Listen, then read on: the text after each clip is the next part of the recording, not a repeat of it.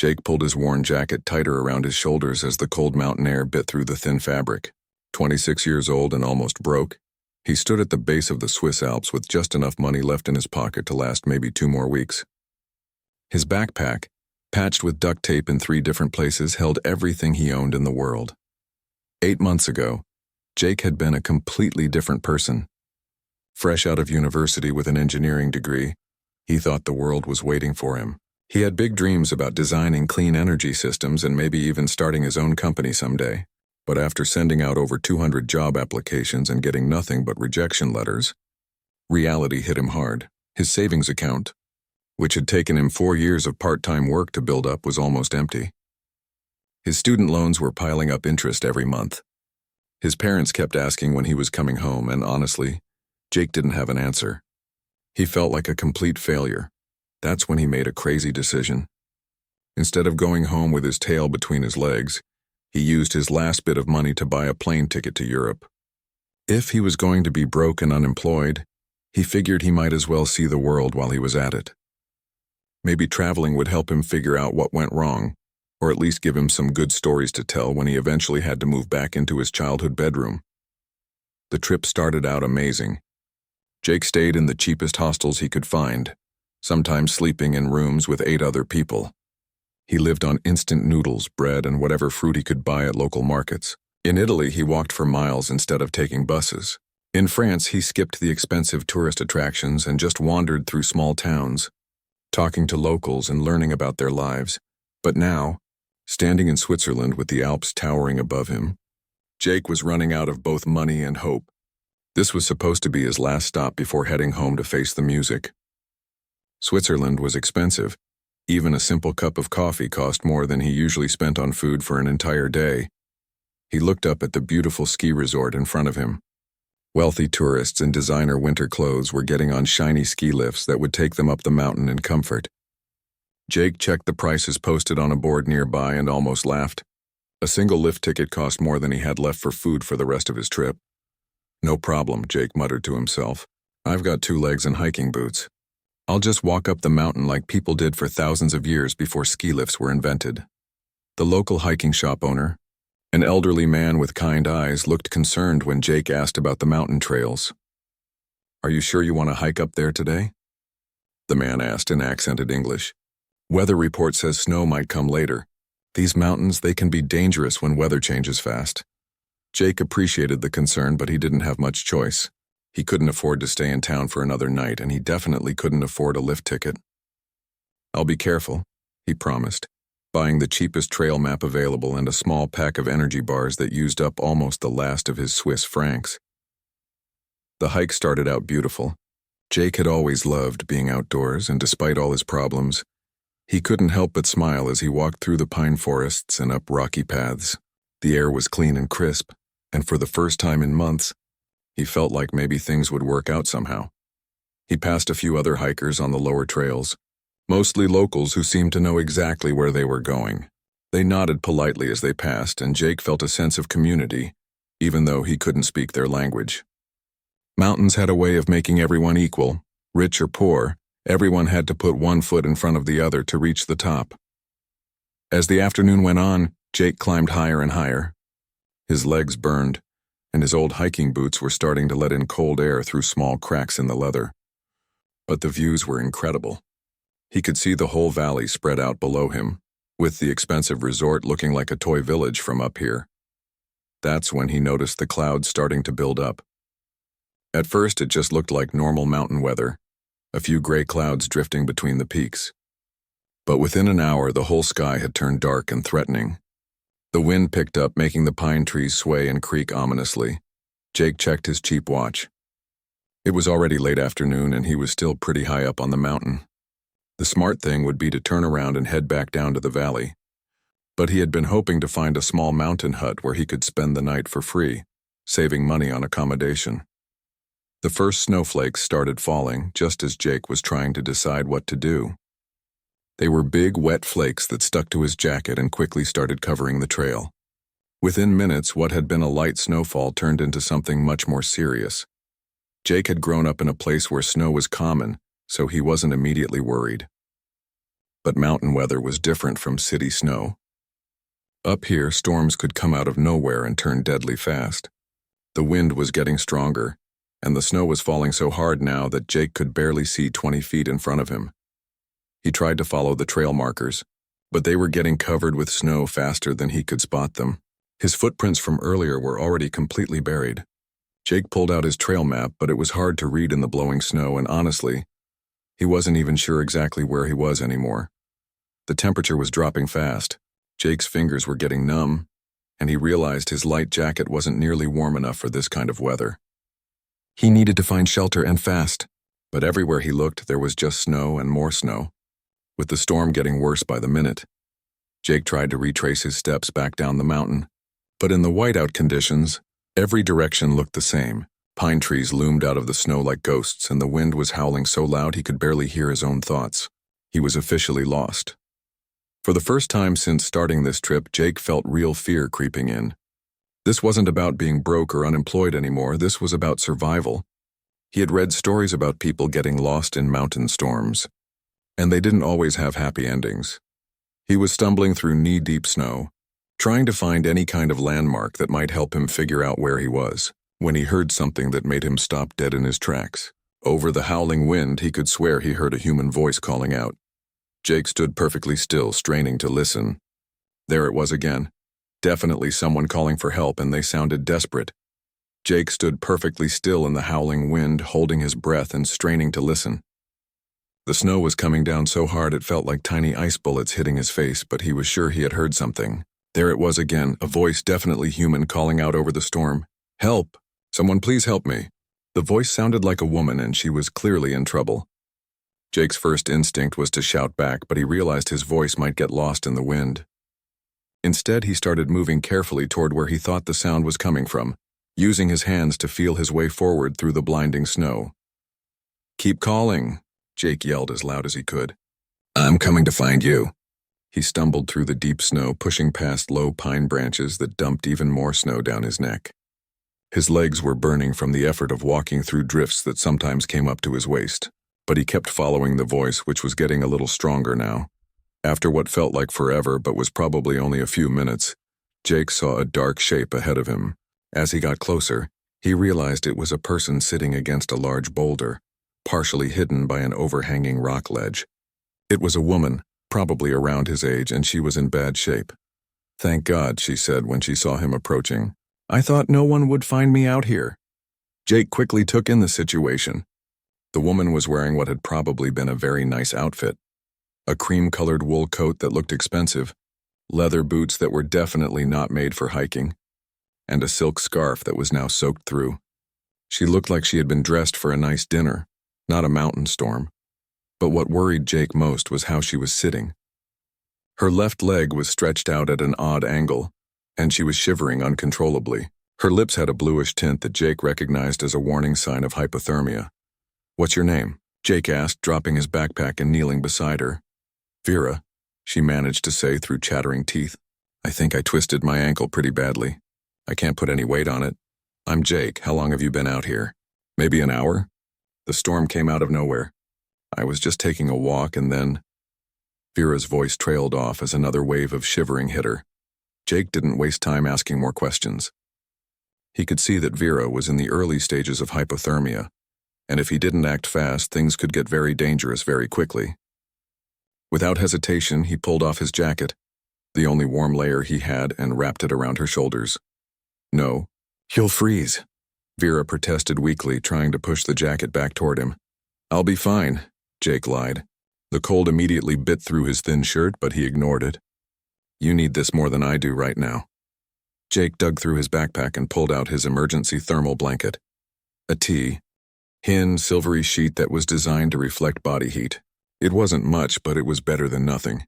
He wrapped it around both of them, creating a small cocoon of shared warmth. From his thermos, Jake poured out the last of his hot tea. It wasn't very warm anymore, but it was still warmer than the freezing air around them. Drink this, he said, holding the cup to Vera's lips. Thank you, she whispered, taking small sips. I can't believe you found me. I was starting to think... Don't think about that, Jake said firmly. We're going to get through this together, okay? Jake looked around at their situation. The boulder Vera had been sheltering against was actually part of a small rock formation that created a natural windbreak. With some work, he might be able to make it into a decent shelter. "I'm going to make this place a little more protected," he explained to Vera. "Can you stay awake and keep talking to me while I work?" Keeping hypothermia victims awake and alert was crucial, Jake remembered from a first aid course he had taken years ago. He started gathering pine branches and smaller rocks, building up the sides of their shelter to block more of the wind and snow. "What were you doing up here?" Jake asked as he worked, partly to keep Vera talking and partly because he was genuinely curious. She definitely didn't look like a hiker. "I needed to think," Vera said, her voice getting a little stronger now that she was warmer. "I had some big decisions to make, and I always think better when I'm walking. I know these mountains pretty well, or at least I thought I did. But I've never seen weather change this fast." Jake packed snow around the base of their shelter to block the wind from getting underneath. It wasn't perfect, but it was a lot better than being completely exposed to the storm. He crawled back inside their little space and sat next to Vera, sharing his body heat. "What kind of decisions?" Jake asked. He was trying to stay alert himself now. The cold was starting to affect him too, and staying awake and talking was just as important for him as it was for Vera. "Work stuff," Vera said vaguely. "Really boring business problems. What about you?"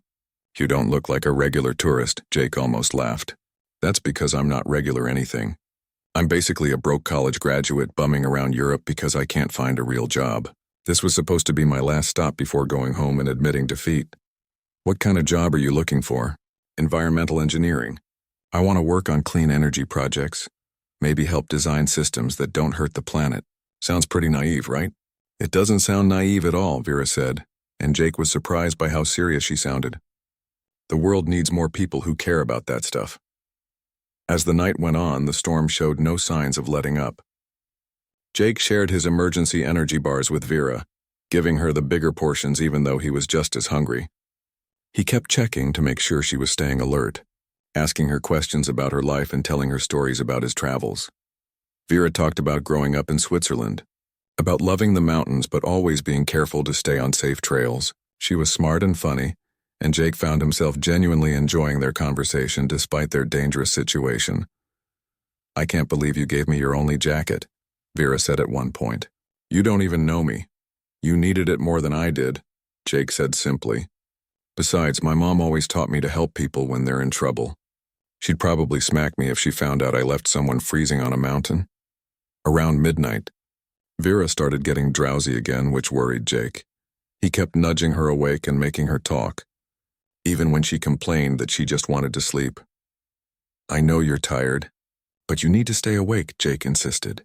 "Tell me more about those work decisions you were thinking about." By morning, they were both exhausted, cold, and hungry. But they were alive, and the storm was finally starting to calm down a little. Jake realized that getting them both off this mountain safely was going to be the biggest challenge yet. The storm didn't stop. If anything, it got worse during the second day. Jake woke up that morning with snow piled against their makeshift shelter, and the wind still howling like an angry beast outside. His whole body ached from sleeping on the cold ground, and his stomach was cramping from hunger. Vera was awake too, staring out at the white wall of snow beyond their shelter. Her ankle was swollen and purple now, and Jake could tell she was in a lot of pain even though she was trying not to show it. "How are you feeling?" Jake asked, though he could see the answer on her face. "Like I got hit by a truck," Vera admitted. "But I'm alive thanks to you. I keep thinking about what would have happened if you hadn't found me." "Don't think about that," Jake said quickly. "We're going to get out of this." But privately, Jake was starting to worry. They had already eaten most of his emergency food, and he only had a little water left. The storm showed no signs of stopping, and Vera couldn't walk on her injured ankle. Even if the weather cleared up, getting her down the mountain was going to be nearly impossible. To keep their spirits up and stay alert, they spent most of the day talking. Jake found himself telling Vera things he hadn't shared with anyone in months. About how worthless he felt after all those job rejections. About the crushing weight of his student loans. About lying awake at night wondering if he had made a terrible mistake with his life. "Sometimes I wonder if I'm just kidding myself about the environmental engineering thing," Jake said, using a stick to poke at their small fire made from pine needles and twigs. "Maybe I should just take any job I can get and forget about trying to save the world." Why did you want to do environmental work in the first place? Vera asked. She was sitting close to him under the shared thermal blanket, and Jake noticed she always seemed genuinely interested in his answers, not just making conversation. When I was a kid, my family went camping every summer at this beautiful lake, Jake explained. Over the years, I watched it get more and more polluted. The fish started dying, the water got murky, and eventually they had to put up signs saying it wasn't safe to swim. I remember thinking that there had to be a way to fix it, to build things that don't hurt the places we love. That's not naive, Vera said firmly. That's exactly the kind of thinking the world needs more of. There was something in her voice that made Jake look at her more closely. You sound like you know something about this stuff. Vera was quiet for a moment. I work in hospitality, she said finally. You see a lot of environmental damage in that industry. Too many businesses just care about profits and don't think about the long-term costs. What kind of hospitality work do you do? Oh, the usual stuff. Making sure guests are happy, dealing with business problems. Vera seemed uncomfortable talking about her job and quickly changed the subject. What about your family? Do they support your career dreams? Jake laughed, but there wasn't much humor in it. My parents are great, but they think I'm being unrealistic. They keep telling me to just get any engineering job and work my way up. They don't understand why I'm being so picky when I'm basically broke. Maybe you're not being picky, Vera suggested. Maybe you just know what matters to you. They talked about Jake's travels, and Vera seemed fascinated by his stories about staying in hostels and living on almost no money. She asked detailed questions about how he managed to survive in different countries, what it was like to sleep in rooms with strangers, and how he decided where to go next. I've never done anything like that, she admitted. I've traveled plenty, but always with everything planned out in advance. Hotels booked, restaurants reserved, that sort of thing. Your way sounds scary, but also kind of amazing. It's definitely scary sometimes, Jake agreed. But you meet incredible people. And you learn that you can handle a lot more than you think you can. When Jake tried to get Vera to talk about her own life, she was much more vague. She mentioned growing up in Switzerland and said she had some complicated family business issues to deal with. She talked about feeling pressure to make decisions she wasn't sure about, but she never gave specific details. Sometimes I feel like I'm living someone else's life, Vera said at one point, staring into their tiny fire. Like the path was chosen for me before I was old enough to know what I wanted. So change paths, Jake said. You're not a tree, you can move. Vera smiled sadly. It's not that simple when other people are depending on you. When your decisions affect a lot of other people's lives. Jake wanted to ask more, but something about Vera's expression told him to drop the subject. By the second night, their situation was getting desperate. Vera's condition seemed to be getting worse instead of better. She was having trouble staying warm even with Jake's jacket and the thermal blanket, and she was getting confused sometimes, which Jake knew was a bad sign. I think my ankle might be broken. Not just twisted, Vera said, wincing as she tried to move it. And I feel really dizzy. Jake made a decision that scared him more than anything else he had ever done. I'm going to go find help. No. Vera grabbed his arm. You'll get lost in this storm. You might not find your way back. If I don't try, we're both going to die up here, Jake said gently. Look, I'm going to mark my path really carefully. I'll tie pieces of my shirt to trees so I can follow them back. There has to be an emergency station or a range. Or post somewhere on this mountain. Vera was crying now, which made Jake's heart ache. I can't let you risk your life for me. You've already done so much. Hey, Jake said, taking her hands in his. Remember what I said about my mom teaching me to help people? Well, she also taught me to never give up. I'm not giving up on you, okay? Jake left Vera with the thermal blanket, his jacket, and most of their remaining water. He kept just a small amount for himself and started out into the storm with nothing but determination and a plan to mark his path. Fighting through the snow was like walking through a freezing white nightmare. Every step was exhausting, and Jake had to stop frequently to tie strips of his torn shirt to tree branches. The wind kept trying to knock him down, and several times he lost sight of his markers and had to backtrack. After what felt like hours but was probably only about 90 minutes, Jake spotted something that made his heart leap. A small emergency shelter with a bright red cross painted on it. Inside, there was a radio and emergency supplies. With shaking fingers, Jake managed to contact the Mountain Rescue Service. His voice was so hoarse from yelling over the wind that he could barely speak. but he managed to give them his approximate location and explained that he had an injured person with him. "We'll send a team as soon as the weather allows," the dispatcher told him. "Can you make it back to your shelter safely?" "I have to," Jake said simply. The trip back to Vera was even harder than the journey out. Jake was exhausted and starting to get hypothermic himself, but he followed his makeshift trail markers back through the storm. When he finally reached their shelter, Vera was barely conscious. "Help is coming," Jake whispered, collapsing beside her and pulling the blanket around both of them. "Just hold on a little longer." The rescue team found them the next morning. The sound of helicopters cutting through the morning air was the most beautiful thing Jake had ever heard. After 3 days trapped on the mountain, the rescue team's arrival felt like a miracle. Jake was barely conscious when the first rescuer reached their shelter, but he managed to point toward Vera. "She's hurt worse than me," Jake mumbled through his frozen lips. "Take care of her first." The mountain rescue team worked with incredible efficiency. They had Jake and Vera loaded onto stretchers and airlifted to the nearest hospital within an hour. Jake remembered bits and pieces of the helicopter ride, the warmth of the heated cabin, a paramedic checking his vital signs, and glimpses of Vera on a stretcher across from him, oxygen mask over her face. At the hospital, everything happened in a blur.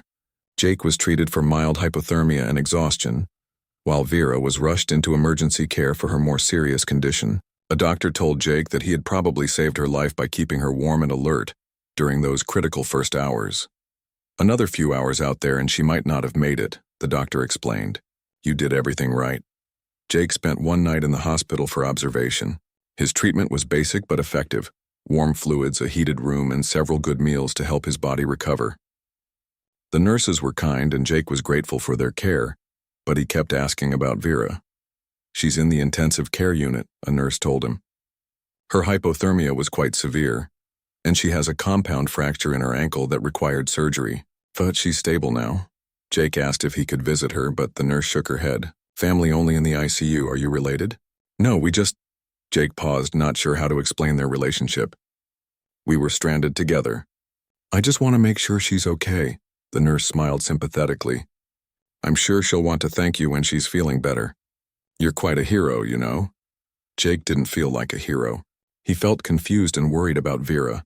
When he was discharged the next morning, he asked at the information desk about her condition, but they wouldn't give him any details since he wasn't family. Jake returned to his hostel with mixed feelings. He was relieved to be alive and warm, but he couldn't stop thinking about Vera. They had shared something intense during those days on the mountain. Not romantic, exactly, but a deep human connection that comes from facing life and death together. He wanted to see her again, to make sure she was really going to be okay, but he also felt awkward about it. She had seemed reluctant to share details about her life, and Jake wondered if maybe she preferred to keep their mountain experience separate from her regular world. For a week, Jake stayed in the same cheap hostel, hoping to hear news about Vera or maybe run into her around town. He spent his days walking around the village, stretching his remaining money as far as possible. He was supposed to fly home soon. His parents were expecting him, and he really couldn't afford to stay in Switzerland much longer. He had almost given up hope of seeing Vera again when something unexpected happened. Jake was sitting in the hostel common room, updating his travel journal and trying to write down everything that had happened on the mountain while it was still fresh in his memory. It was mid-morning, and most of the other travelers had already headed out for the day. A man in an expensive-looking suit walked into the hostel. Definitely not the type of person who usually stayed in budget accommodations. He looked around the room and then approached Jake directly. "Excuse me, are you Jake?" the man asked in accented English. "Yeah, that's me," Jake replied, looking up from his notebook. "Can I help you?" "My name is Thomas Weber. I believe you recently helped my business partner Vera Winters during the mountain storm." Jake's heart jumped. "Vera, is she okay? How is she doing?" "She's recovering well, thanks to you," Thomas said, sitting down across from Jake. "In fact, that's why I'm here. Vera asked me to find you and give you this." Thomas handed Jake a thick envelope with his name written on it in elegant handwriting. Jake recognized Vera's careful script from when she had written her name in the condensation on their shelter wall during one of their long conversations. "She wanted to thank you properly," Thomas continued, "but she's still recovering from her surgery and can't travel yet." Jake opened the envelope expecting to find a simple thank you note. Instead, he found several pages of handwritten letter, along with what looked like some kind of official documents. "Dear Jake," the letter began, "I hope you're recovering well from our adventure on the mountain. I've been thinking about our conversations every day since the rescue, and I realize there are some things I need to tell you. I wasn't completely honest about who I am, and you deserve to know the truth." Jake's hands started shaking slightly as he continued reading. The letter went on to explain that Vera's full name was Vera Winters, and she wasn't just someone who worked in hospitality. She was the co-owner of Alpenglow Resort, one of the most exclusive and expensive ski destinations in all of Switzerland. Jake looked up at Thomas in confusion. "This has to be a mistake. Vera works in hospitality. She told me she deals with guest services and business problems." Thomas smiled gently. "She does deal with guest services and business problems. She just didn't mention that she owns the business. Vera inherited half of Alpenglow Resort from her grandmother 3 years ago. The resort has been in her family for generations." Jake stared at the letter, trying to process this information. The woman he had spent 3 days with, sharing his emergency food and talking about his broke college student problems, was a millionaire. Maybe a multimillionaire, but she seemed so normal, Jake said weakly. She was interested in my stories about staying in hostels and living on instant noodles. She acted like she'd never experienced anything like that. Because she hadn't, Thomas explained. Vera grew up with every privilege you can imagine. Private schools, luxury vacations, everything handed to her. But she's not happy with that life. She's been struggling with some major decisions about the resort's future. Jake continued reading the letter. Vera explained that she had been on the mountain that night because she was trying to decide whether to sell her half of the resort to a large international hotel chain. The offer was huge, enough money to set her up for life without ever having to work again. But the sale would mean laying off hundreds of local employees who had worked for her family for decades. It would mean turning a family-run resort that cared about the local community into just another corporate property focused only on profits. "I was walking in the mountains because that's where I always go when I need to think clearly," Vera had written. "I've been torn between taking the easy money and trying to find a way to keep the resort true to what my grandmother built. Then I met you." The letter went on to describe how Jake's stories about his environmental engineering dreams had inspired her, how his willingness to sacrifice his own comfort to help a stranger had reminded her of what really mattered in life, how his passion for protecting beautiful places had made her realize she couldn't sell the resort to people who didn't care about preserving what made it special. "You probably don't realize this," the letter continued, "but you changed my life during those 3 days. Not just by saving me from the storm, but by showing me what it looks like when someone stays true to their values, even when it's difficult." Jake looked up at Thomas again, still trying to wrap his head around everything. "She's really rich?" "Very rich," Thomas confirmed. "But more importantly, she's a good person who's been looking for a WW. I to use her wealth responsibly, and she has a proposal for you." Jake stared at the letter in his hands, reading the same paragraph over and over again. His brain felt like it was running through thick mud, trying to process everything Thomas had just told him. "What kind of proposal?" Jake asked finally. Thomas leaned forward with a slight smile. "Vera wants to offer you a job, but not just any job.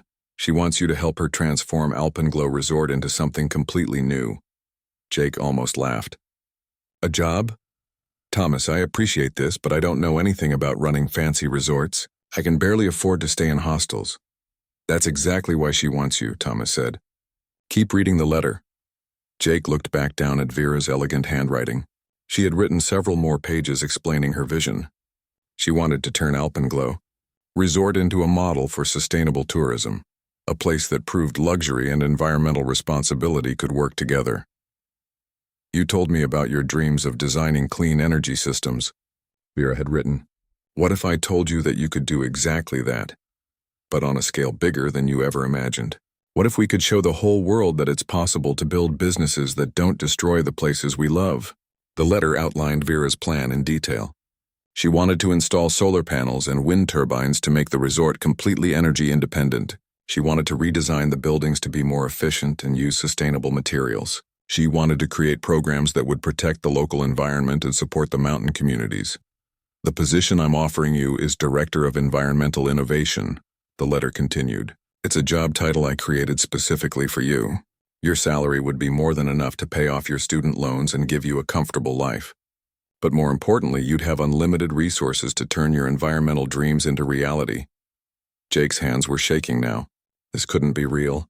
People didn't just offer you dream jobs because you helped them during an emergency. She's serious about this? Jake asked Thomas, completely serious.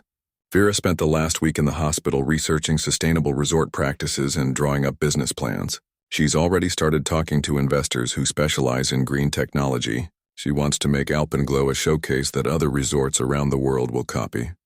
Jake stood up and started pacing around the small common room. This was too much, too fast. A week ago he was sleeping on the ground in a snowstorm and now someone was offering him his dream job. There's something else, Thomas said, pulling out another document. Vera wants to meet with you today if you're willing. She's been discharged from the hospital, and she's staying at a small bed and breakfast in town. She didn't want to overwhelm you by inviting you to the resort until you'd had time to think about her offer. Jake looked at the address Thomas had written down. It was just a few blocks away from his hostel. She's really okay to have visitors? Her ankle is in a cast and she's using crutches, but yes, she's much better. The doctors say she'll make a full recovery. An hour later, Jake found himself standing outside a cozy bed and breakfast, still clutching Vera's letter. His palms were sweaty and his heart was racing.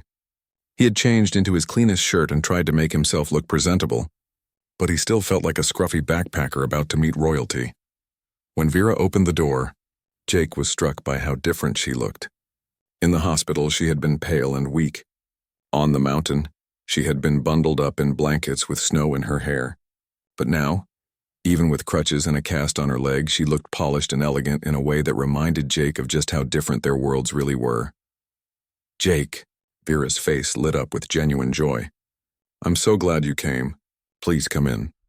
They sat in a small sitting room with a fireplace crackling in the background. For a few minutes, they just caught up on how they were both feeling.